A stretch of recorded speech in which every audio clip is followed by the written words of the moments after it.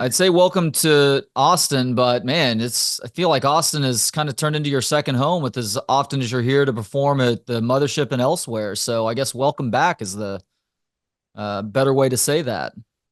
Yeah, it feels good to be in Austin and enjoying all these clubs and the scene and just the general vibe. I actually really like Austin. I really dig Texas. What do you dig about Austin, Frank? I mean, aside from the food, but the music scene truly is one of my favorites I've ever been around. Like one of the first trips I came here, we were watching Kill Tony, and then afterwards, I think one of the servers at the mothership was singing at this place called the Continental. And Oh the yeah. Continental has yeah, they have a cool side room where they do like their version of like a comedy open mic, except it's just all musicians and they all rotate in and out between sets and a different piano player will go up, a different singer, a different drummer, and it's like it's just such a fascinating thing to see just artists on that caliber. Because even though it was just kind of like their version of an open mic, every artist that went up was like someone who's like either had a record or is toured with somebody or is like like a what are they called like a house musician somewhere. Like everyone's like phenomenal and talented. It's like crazy to witness. Yeah, you're talking about the Continental Club, and that is old Austin. And look, cool cities evolve, and there's plenty of new construction and new businesses that are in this town too. But it's important that we not forget about places like that. Of course, Continental Club makes it a whole lot easier because they bring so much talent through those doors to play on that stage night in and night out too. And I think a venue that cultivates young artists and younger people like coming up through the ranks. I always think places like that succeed and always have longevity. Agreed with that. So Austin has obviously been known for a long time as the live music capital of the world, but it now has an argument to be considered the live stand-up capital of the world too. Not to diminish just how important your home club at the Comedy Store and all the other great clubs around LA, and then New York with the Cellar and plenty of other great spots too.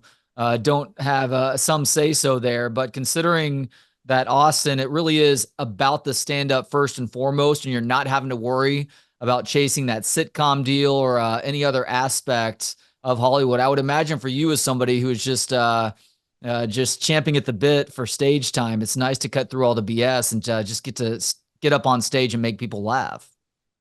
Yeah, LA is always going to be Los Angeles. It's always going to be very like the industry kind of thing where even coming up through there, it was always like, credits is what you need, credits what you need. And then you get credits and then they're like, you got to have a following count, you got to have a following count. And then you get a little bit of followers or a good amount. And then they're like, well, what, how many views do your clips do? And then it's just kind of like, all right, there's always going to be that game and that always hustle.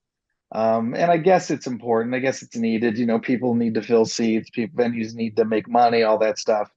But yeah, Austin is a really cool and nice spot where you could walk around and do. I mean, I think I got like 10, 12 spots this week. I did 3 spots the other night. The most I've done in a night, I think, is 5. So it's like, yeah, you can just be a good comic and if everyone respects you and knows you in the scene, they'll toss you time. Or if they just like you and like your stand up and think you're funny, they'll give you time. So it feels good to be like, well, your work is what gets you stage time. I feel in Austin, like your work speaks for itself. So yeah, sometimes you go to LA and you're like seeing everyone get booked and you're like, all right, I get it. I can't be mad. But like you come to Austin, you're like, oh, this feels good. Like I could crush here and it matters.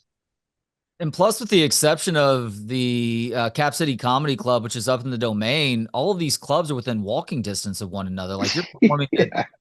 you're performing at Sunset, which is right across from the convention center and just blocks away from the Mothership and Creek in the Cave and Vulcan. And I know Black Rabbit is really starting to make a name for itself. Some smaller Oh venues yeah. that too. So it really is. It's not just about the hustle in terms of getting yourself on lineups. It's the hustle of walking the several blocks from one place to another to get to that next gig too. Dude, the first night was great. I mean, dude, I've been going to the gym every day because it's like, when you got to sprint from one block to the other, you're like, this is what it's about, man. This feels good. You're like running from spot to spot.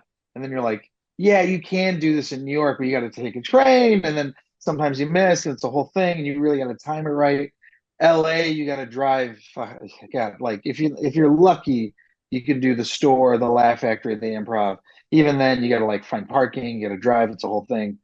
Austin, and you hop on an electric scooter if you gotta, or take one of those little, trolley things. The guys on the bikes, like that's cool. But yeah, it's just nice walking. And man, I don't know if it's like something about. I mean, it's definitely got to get the blood flowing and you're walking, you're thinking, you just get off stage from one bit or one spot, you're going to the next, you're thinking of the next bit you're going to do, you're writing on the way. And then it's just a different vibe than Los Angeles, I feel. Don't get me wrong, LA is great, but it's great if you're looking for something else there. Here it just feels like pure stand up.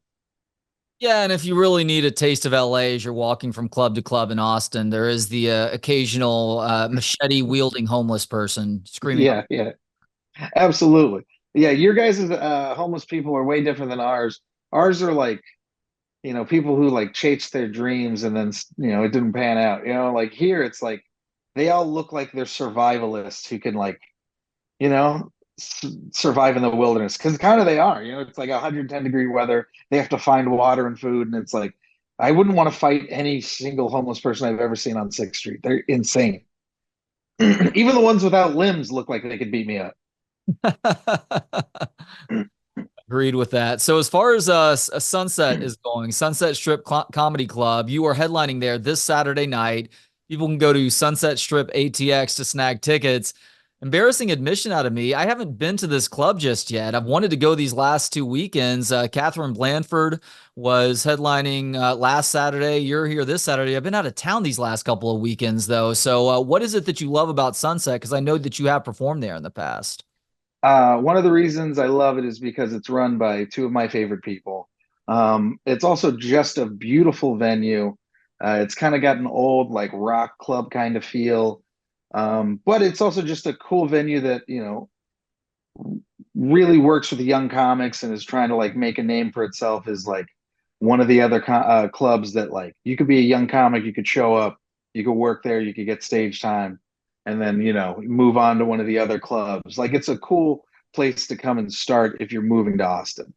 And hearing you on a different interview, you were discussing performing at the Mothership, and there were some interesting parallels that you used with regards to the history of the Mothership, the history of a place like the Comedy Store. And we're going to get to that in just a second. I'm curious, though, because you judged the roast battle, I think this last Sunday at the Mothership. You performed there a bunch. You've been performing there all week. It's that club has obviously received a ton of hype. What do you love about the Comedy Mothership, Frank? I mean, the thing that I love the most about the Comedy Mothership is that it's run by comics. Adam E gets the talent coordinator. He was the old talent coordinator when I was working at the store. He used to be my manager at one point. Like he was the guy who used to write me up for smoking weed in the back of the comedy club. We go way back. But I just love everything that those guys are doing. The team that they have there, just from the way the clubs run, to the way the shows are run, to the lineups, to just everyone working there. It's just a fun vibe. It just feels good. It feels like safe. It feels like a place where you could go. You could do stand up. You can try. There is pressure in the sense of like it is the best club, and you're surrounded by all these phenomenal comics, and it's Rogan's club. But as a comic, it does feel good to be able to like step on stage and be like, all right, I can figure shit out. I can rock. You know what I mean? Like if they know you could crush, that's great. But now they want to see you work, and that's also like something I love is that like LA, it feels like there's always pressure, especially at the store. It's like you never know who's going to be there. Some director, some casting agent, someone blah blah blah. Something that may not always be relative to stand up. Whereas like the Rogan's Club, it's just stand up. It doesn't matter who's in the audience. All the people there just want to see good stand up. Like they're excited. They want to see what you're gonna. They're there for comedy. I always think of it as like the people in those seats, their comedy IQ is higher. They know what it is. They know what the stakes are. They know who Rogan is. They know what the club is. They know what the store is. They know the history. They know what the importance of it. So when you're performing in a club with an IQ like that, you get to kind of just they know you're joking, so you get to kind of just see where you could take it. Yeah, that's starting to level out now because as stand up experienced a sort of renaissance a couple of years ago, partially in response to COVID. there were a lot of newbies to the art form, and I found Hmm. myself getting frustrated because I've been going to stand-up shows since the mid 90s, as soon as I was old enough to show my 18-year-old ID and get X's on my Hmm. hands just to go laugh at jokes at the Improv in Dallas. But there were some newbies who didn't quite understand because they had maybe seen stand up or laughed at stand up for the first time via social media clips, a lot of Hmm. which are crowd work, obviously, that they thought that they were paying for a ticket to be a part of the show. But that is not true. The person that you're watching on stage, look, I know there are people going up for 5, 10, 15-minute sets before you get to the headliner. They've likely been working on that material for a long time, and you might switch the order around on your own, but they have a set that they are trying to work. So until that person addresses you, you need to laugh when you're supposed to laugh, and otherwise keep your freaking mouth shut, not just for the comic on stage, but everybody around you too, who you're disrupting by trying to make yourself a part of the show. Yeah, yeah. That's the one thing. And I've seen, I don't want to, I can get me on a whole nother tangent, but it's like I've seen friends of mine struggle with that, where it's like they're very good stand-ups and they're great, and then they get a whole bunch of new audience members. And I guess it's not even have to do with just TikTok in general. You could go through all levels of like, TV success or for whatever, any kind of fame, where people will come and they may not know what it is to be in a club like that. And then eventually those people kind of go away or they learn and they're like, all right, I get what this art form is. And then there's people who just rely on that interaction solely, and they may or may not last. So you were the winner of Roast Battle 2 on Comedy Central a number of years ago. I've talked with comedians about this who are good at crowd work, but don't necessarily feel comfortable in the roast battle setting. They said that those two attributes don't necessarily carry over from one to the other. But that's the crowd work person saying that though. So for you as a roast battle expert, as a guy who obviously won it, and I'm sure you do a decent amount of writing for roast, where you're a part of that writers room, and then you're obviously judging roast battle at the Comedy Mothership earlier this week. Do you see the roast battle bit versus the crowd work bit as two different parts of the comedic brain? Oh yeah, absolutely. I think they're two absolutely different skill sets. Huh. I think when it comes to crowd work, people could just be good at talking to people. Like there's people who are just phenomenal in conversation. And that can be regular comics, regular people. Just you got an uncle who's hilarious. You love bringing him around the party. And then when it comes to like roasting and stuff, it's like roasting is definitely a joke writer's showcase. Like especially roast battle, like roast jokes, all that stuff. It takes time and to write those, especially for those big roasts, being able to like roast off the top of your head, those guys, like that's a skill in itself to be able to be so quick. And there's only a few guys that I see that are like that. Crowd work, I think, is a skill that a lot of people kind of can skate on. But when you get to like really good, phenomenal crowd work, that's I think that's a little more finite. Like there's like only a small percentage of people who like really crush it crowd work. There's a lot of like people where you're like, oh, this person's great. And it's like, well, yeah, they're great until you've seen this person do it. And then you're like, oh my God, like Earthquake, Ian Bagg, Todd Barry, Rick Ingram. There's just so many different people that are just so phenomenal at crowd work that you're like, oh. And then you sometimes you don't even realize that that's just a thing they have, because they're just so good at writing jokes. And then, they drop a crowd work special and you're like, oh my God, you've been able to do this whole time. Yeah, Steve Byrne is also on that list for me of great Yeah, crowd Steve work. Burns, phenomenal. I actually saw him at the Creek in the Cave. So he headlined at the Mothership a few months back. A few months before that, he headlined at Creek in the Cave, and the show that I went to was maybe a quarter full. He still took a flamethrower to the place, and it's maybe the funniest set that I've ever seen because he wasn't supposed to kill there. It was a room that was maybe had a quarter or a third of the amount of people that could fit in that particular space, and he just didn't care. He still went about his business and made This is had every person in that club crying by the end. an absolute professional. Adam Ray is one of my favorites to watch. Like I've seen all these guys. I mean, I've been doing this for like 10, 12 years now, and I'm still a very young, yeah, I mean, comic in it. So even when I was young in it, I was coming up and watching all these guys, and these guys are still a little bit older than me. So I've been watching these guys crush Yeah. and only get better in crowds of, smaller crowds, bigger crowds. Now they have all, now most of these, all these guys are have way bigger followings. And it's so cool to see, social media is great because it does take away the gatekeepers.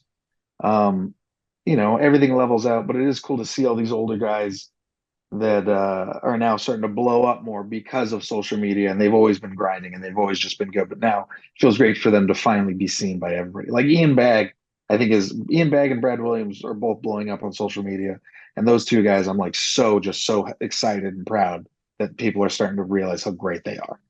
So, as far as your stand-up set at Sunset Strip on Saturday, I assume you're going to be up there for about an hour. Is there a general theme to what you're working with right now, or some particular subject that you're having a lot of fun with? I've got so I've got a bunch of friends popping in. I'm probably gonna do, I think, like 30 minutes minimum. So I'm working on a lot of new stuff, or at least I just have a newer set that I've been kind of like, I have like 25, 30 minutes that I'm like really proud of right now that I've written in the past like 2 years that I've really like perfected. A lot of the new stuff I've worked at the Mothership and then back in LA when I go back, so the past year or so. But I think this time I kind of was just kind of like, I'm going to write stuff that just kind of makes me laugh. A lot of it's just about my wife, family stuff, just a lot of ridiculous things. A lot. I've been cracking a lot. My best joke right now, I think, is about my wife and the smut books she's been reading, and how that's changed my life. You don't need to recreate it right here. I'm actually going to encourage people to go to your Instagram page because that is hilarious, dude. Yeah, it is such a, and it was like literally a bit that I had, like an idea that I had, and I remember I told like some friends of mine that are girls, who are also in relationships and who, the comics and stuff, and then they were like, yeah, you should try it, and then I did it, and they laughed so hard, and I was like, oh, okay, there's something here, and then I just built it out, and then now they're like, that is such a very good Frank bit. Do you feel the need to run jokes by people that you know that you're going to be bringing up on stage before actually bringing that joke out on stage to make sure that they're okay with it, whether it's a family member, your wife, obviously, or a friend that may be a little bit embarrassing for them? The only person I ever really have to ask permission from is like my wife, but she's really like, you can say whatever you want about me as long as you're not making fun of me.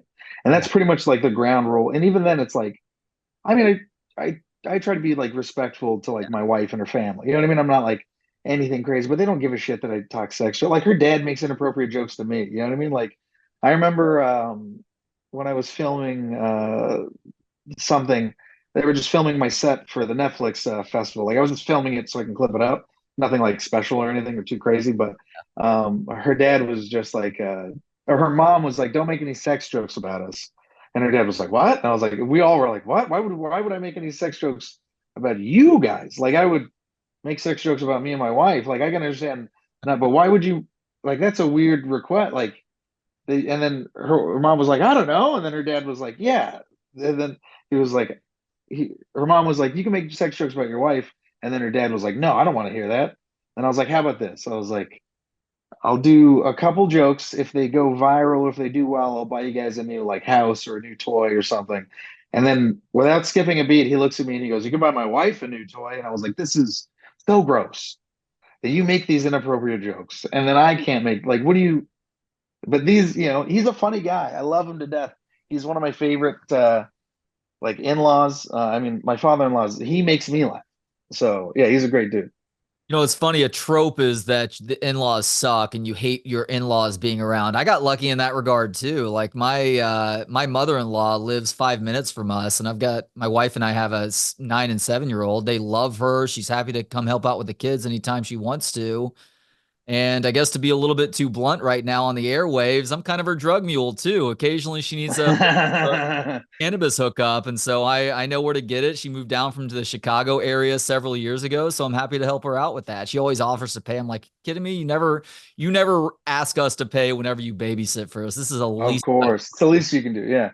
My wife's uh I don't want to like put anyone on blast. But yeah. Yeah. I help a few family members out. One of our family members beat cancer and then retired and then now is just like starting to toy around with edibles, and it's fun to see them like relax and have fun and really get to enjoy life, especially after like beating everything. They were just like, yeah, let's live it up. I'm like, all right, cool, let's have some fun. wait, they beat cancer and then they moved into that world? Yeah, so I mean, I think they kind of were always like dabbling in it, but once they beat cancer, they were just like, yeah, I want to start doing some edibles like every day and like have fun. It's time to treat this world even less seriously now that I've been through this near death Yeah, yeah. experience. Mostly for sleep, but yeah, it's great. All right, last thing now. I don't want to put you on blast. So you're certainly welcome to say No, no, thanks. I'm not going to do this, but you're a roast battle guy. I know it typically takes time to think these things out and to come up with the best burns, but you got any roast for me right now? Anything you want trash talk? what? No, no, I can't make fun of you. The guy that looks like he's in a Backstreet Boys cover band, just all male, just 98 degrees, just living it up in his 40s, playing the hits. You know, you wear a faux hawk in your 40s, you're gonna ask for something like that. Hey, listen, I am just jealous because I have no hair at all, and I would kill for any kind of faux anything. Well done there. He is Frank Castillo, such a funny comedian. Had the pleasure of learning about him for the very first time several years ago. He was opening for Joe Rogan at Bass Concert Hall. Here he is all these years later, big time comedian and headlining at the Sunset Strip Comedy Club on Saturday night. It's a 9 o'clock show. Go to sunsetstripatx.com for tickets and check him out on Instagram, Frank Castillo. Frank, thank you so much for the time today, man. It's been a real pleasure. Dude, thank you so much. You have a wonderful rest of your day. It was such a blast talking.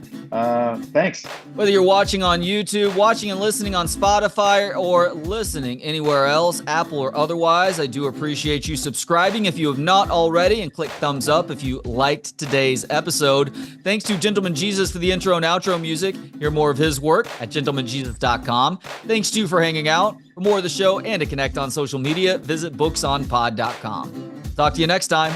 Books on Pod.